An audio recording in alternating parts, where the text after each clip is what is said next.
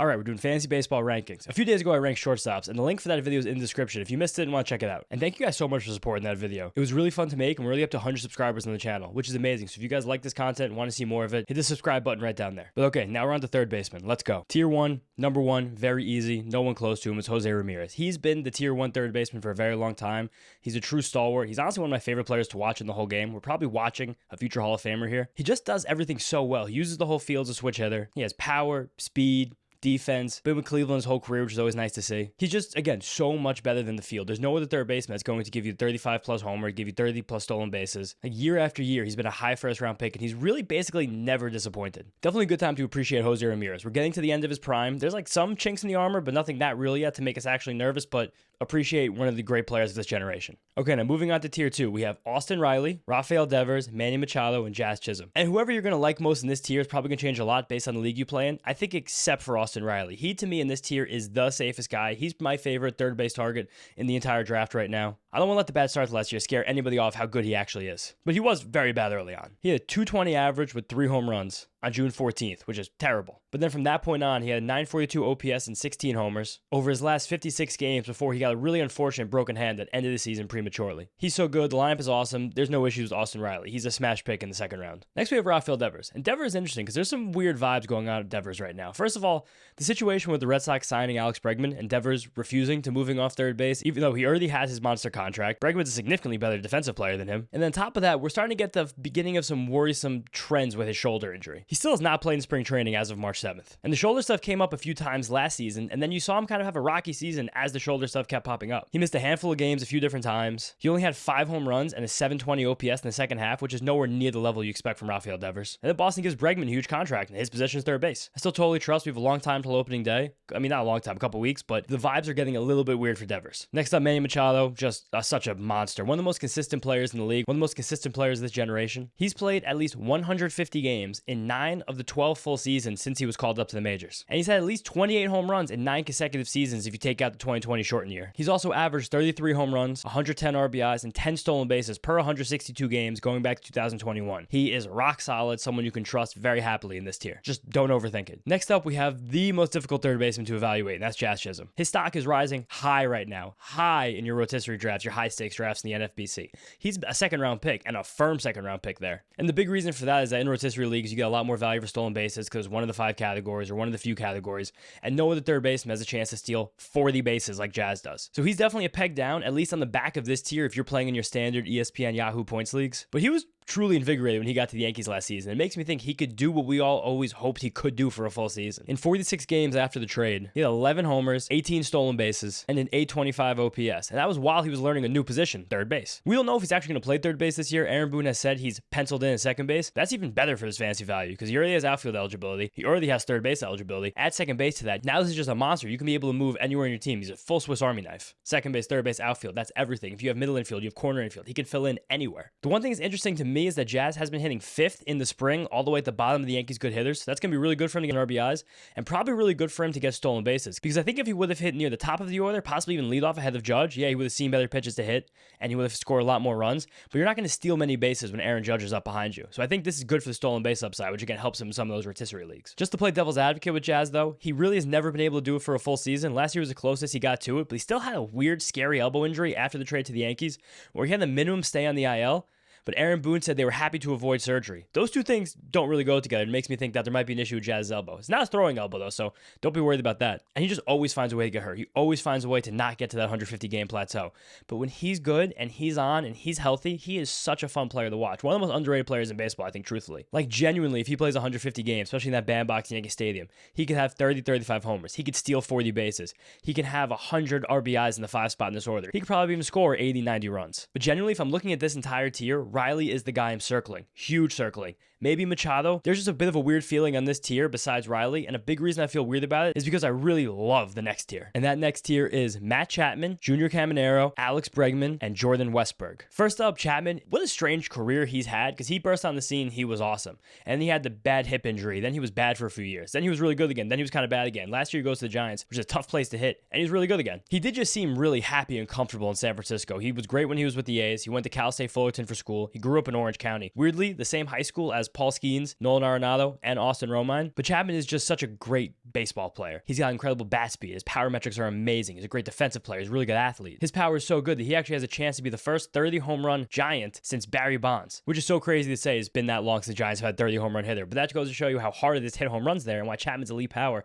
helps him to do that. Few players in the league hit the ball harder, more consistently, and again, the bat speed is near the top of the league. And the Giants lineup is improving a lot. He's going to get Willy Adames in there this year. He's going to get Jung Hoo Lee, who missed basically the whole year last year. They're going to have a full year of Elio Ramos when he only played half the year last year. Like, that's much better than the players who were hitting around Matt Chapman last season. And he still had a really good year. He's just very underrated, I think, in the fantasy spectrum, especially because last year he sneaky stole 15 bases. And it makes me think he can do it again because he's in the 84th percentile in sprint speed in Major League Baseball. Even if he steals 5 to 7 bags, if you guys are playing in your category leagues or rotisserie leagues, that changes Chapman's profile dramatically because not many third basemen are doing that. All right, next up, this is the most fun guy to draft, is Junior Caminero. He has a chance to be like special, like special, like that kind of superstar player. Like if he had 35 home runs and 275 average this year at 21 years old, I wouldn't even bat an eye. It's also really convenient. He has basically a 200 plate appearance sample in the major leagues already because we can look into that and really parse through what's good about it and what's bad about it. First, we have the good. He's already hit the baseball 116 miles an hour. That's elite power. Second, he has 95th percentile bat speed. Again, elite power. The power is not a question with Junior Caminero. And he's aggressive on the right pitches in the zone. He swung a lot at balls in the heart of the zone. He swung a lot in general,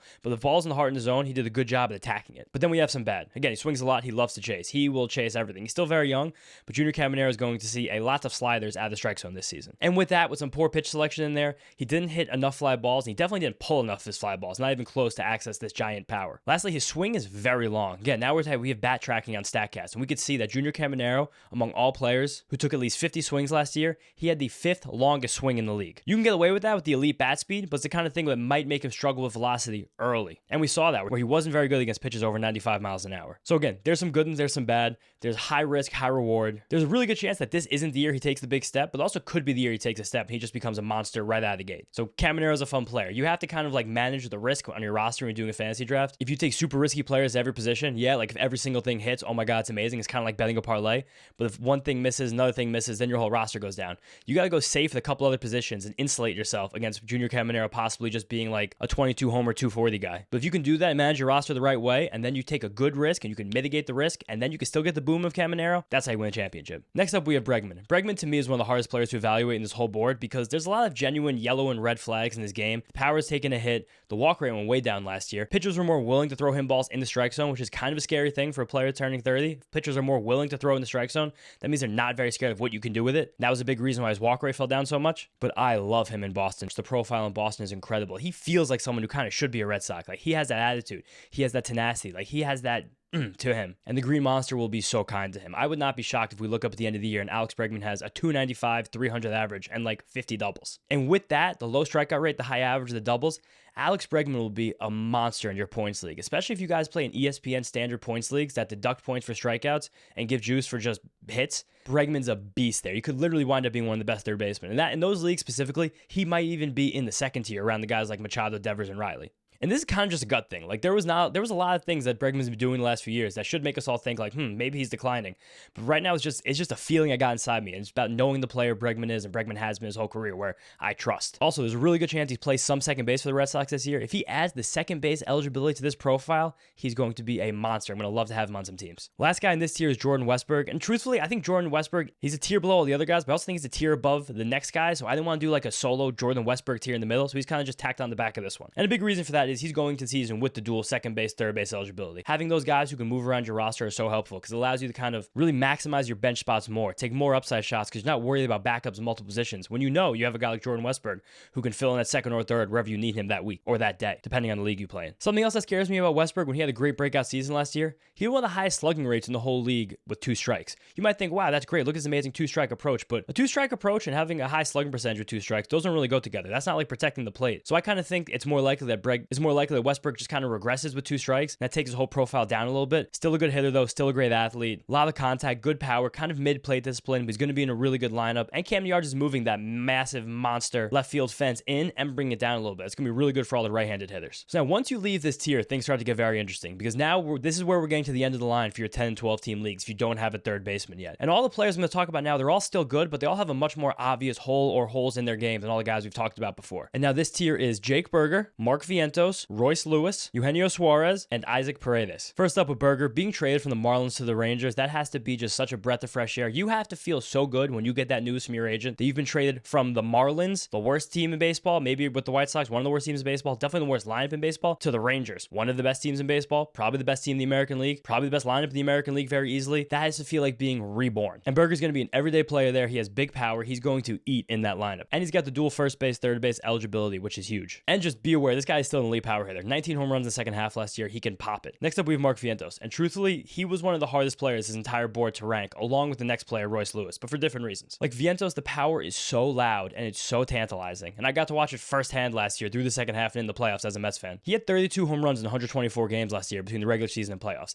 That's a clean 40 homer pace. A clean 40 homer pace for a player who's the first time as a regular in their whole career. Basically, from when he got the job in the middle of May to the end of the season, he was kind of the best offensive third baseman in the National League. And again, he was so good in crunch time. Mark Vientos' playoff run was generational. I'm going to tell my kids about Mark Vientos' playoff run in 2024. 5 homers and 14 RBIs in 13 games. Ridiculous. Put the team on his back a lot. It truly felt like a star was being born. And under the hood, he was making a lot of improvements that helped him get to that power. He was making better swing decisions. He was more aggressive on pitches in the heart of the zone. He was pulling the ball more often. He was chasing less often. Those are the big problems of Vientos. We didn't know if he could be a real major leaguer, and he fixed them quickly. But there's still so much swing and miss in his game. I'm a little bit scared of where the floor could be if things don't go well, especially because the contact rate is bad. The swing and miss is bad. He had the 16th lowest contact rate in all of baseball last year for players with at least 300 plate appearances. That's not good. It's in the same range as guys like Brent Rooker and Ellie De La Cruz, but Vientos has much worse physical tools. He has less bat speed and he has less raw power. Still tons of raw power, but Vientos has more of like 80th percentile raw power. But those guys have like 95th, 99th percentile raw power. And that's a big difference, especially considering the bat speed differences between him and them, which is worse. He also has a worse chase rate than both those guys, which again, he was improving that last year. I think Vientos can take another step forward with his pitch selection, but these are all concerns that makes me think about why he's not on the same tier as those guys, because he isn't. I'm scared the downside is that we see like a Nolan Gorman season. Mets fans are terrified to hear me say that, but I do think that's possible with Vientos. I'm not saying it's likely, I'm saying it's possible. Or he just shows up, he's a total freak again, he proves me wrong again, and a star really actually was born last year. All right, next up we have Royce Lewis. There is so much chaos in Royce Lewis's profile. Last season was supposed to be the year after everything clicked so well to end 2023. He was a monster at the end of that year. He hits home run opening day, you're like, okay, this is it. It's actually happening. It's real. Here we go. Then he immediately pulls his quad, which that's always been the problem with Royce Lewis. He just simply can't stay healthy. He's out for 2 months with the quad strain. Then he comes back and he's a monster for a month through June. Almost a month, not even a month. 97 plate appearances to be exact. And then boom, he strains his adductor, which is a muscle right next to his right groin. So he had the quad strain and the groin strain both on the right leg. He missed 3 weeks at that, and then he sucked the rest of the year. He was terrible. A 207, 270, 350 slash line with 6 homers and no stolen base in 58 games. That is bad. That's unrosterable and fantasy bad. The quality of contact fell really sharply. He was not hitting the ball as hard, not even close. I'm chalking up to injury, but still coloring me a little bit worried because we all know the next injury is coming for Royce Lewis. That's always been the problem. But again, him and Vientos, they have the potential to skyrocket past this tier. Berger's the safe guy here, and these next two guys, Suarez and Paredes, they're both kind of safe as well. Suarez more than Paredes, but Lewis and Vientos in this tier have the ability to like rocket ahead, 1 or even 2 tiers. But moving on to Eugenio Suarez, he was awesome last year, 30 and 100, smack dab in the middle of a really good Diamondbacks lineup, and his lowest strikeout rate since 2018.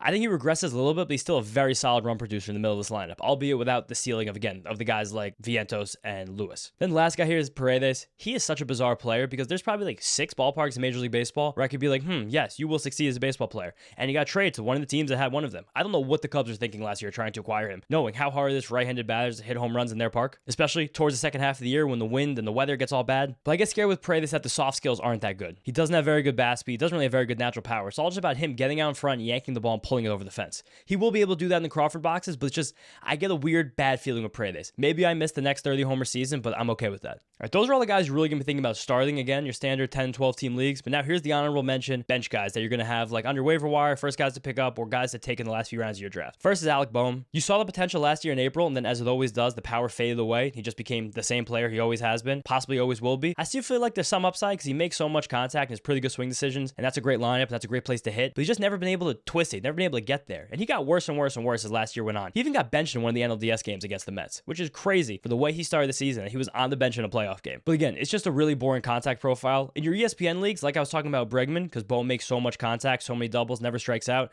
he probably does move up a tier on ESPN points leagues specifically. Next up is Josh Young. This is a gut thing. I like Josh Young a lot. I think he's a guy that's going to smash this draft price. He's a guy I'm trying to get as like my flyer at the end of my bench. If my third base position is a little bit weaker, or I'm a little bit less confident, maybe if I get a guy like Vientos or Lewis, I'm pairing him with a guy like Josh Young where I kind of got 2 big upside shots, and maybe hopefully one of them works out. And again, like there isn't really much in his profile for me to be like, oh yeah, this is a guy who's clearly going to take the step. The profile is really not that exciting. This is a former top prospect who's always been hurt, and he's finally finally healthy. He had a really good 2023 when he was healthy, and I'm just ready for him to rip it. My gut is telling me he's a dude, and I also want pieces of this Texas Rangers lineup in fantasy because they're going to put up so many runs, such crazy crooked numbers. I want guys from this team stacked in my lineup so I can reap all the benefits of their stats. Next up, Christopher Morel. I can really sum this one up with just Rays. The fact that the Rays were interested in him means that I'm going to be interested in him. They must see something. He was pretty productive in 22 and 23, but last year he was not very good at all. It's just such a toolsy profile with so many good things like the raw power and the athleticism, but so much swing and miss and such a willingness to chase pitches out of the zone. But he is showing off a new swing already this spring, and we've seen the Rays just do this a few times. They take these guys in, they make a couple changes. I just talked about Paredes, and bam, there's a whole new baseball player. Projections also love him again because he was productive in 22 and 23, and it's really fun that he's going to be eligible at second base, third base, and outfield. He, similar to Josh Young, is a really fun player to put on your bench. You don't really want to be relying on Christopher Morel early in the season, but you want him on your roster just in case you look up in April and you're like, oh man, it actually clicked. Next, Nolan Arenado. It kind of just makes me sad to analyze Nolan Arenado at this point. It's legitimately unfathomable that he just played an entire season. He had fewer home runs than Orlando Arcia. He chased pitches out of the zone way more than he ever had. I kind of think that he did that because there was a lot of pressure on him as that Cardinal season was spiraling out of control and he was trying to do too much. Maybe he gets a little bounce, but he's not that exciting at this point in his career at all. Then Muncy, similar vibe. Muncy, though, I will say, gets a huge bump if you play in a categories league that uses on-base percentage or OPS as a category because he's going to do great there. The walk rate's incredible, but he's going to have a very low batting average. He's going to mash, going to hit for power, but there's not much like upside left in 34-year-old Max Muncy. All right, last couple guys quickly. Ryan McMahon. I want Ryan McMahon in my daily leagues. I want to stream Ryan McMahon when he plays in Coors Field. I don't want to have anything to do with Ryan McMahon when he's on the road, but when he's at home in Coors Field, really good in daily leagues. Just throw him in your lineup and get that Coors production. Lastly, Connor Norby. He's just a guy here. He's going to be playing every single day. He has some tools. He was a big prospect. The power and the speed are pretty fun. He's definitely playing every day with the Marlins. Like, I've seen crazier things than a guy like Connor Norby breaking out. Do I think it's going to happen? No, but I think it's definitely possible. All right, guys, that's it. If you made it to the end of the video, please throw it a like. Please subscribe to the channel. We'd like to have you here more often. We're going to be doing more positional rankings next few days. Second base is coming next, then first, then catcher, then outfield. Then we're going to do a lot of pitcher stuff. I think pitching's kind of my thing. Once we get the pitching stuff going, it's going to be a lot of fun. Again, like and subscribe. Give me some comments. Tell me where you think I'm wrong. Tell me where you think I'm right. Tell me anything you want to hear about in this channel going forward. Thank you guys so much, and I'll see you next time.